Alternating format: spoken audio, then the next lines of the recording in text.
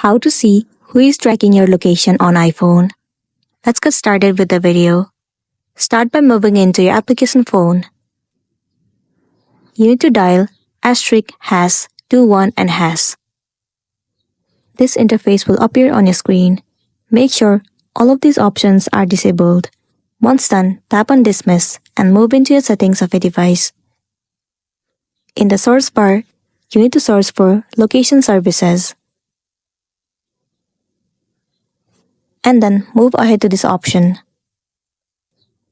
First of all, you have to make sure there is no any option or the feature where you are able to see who is tracking your location, but you can remove unwanted application or anything that looks suspicious.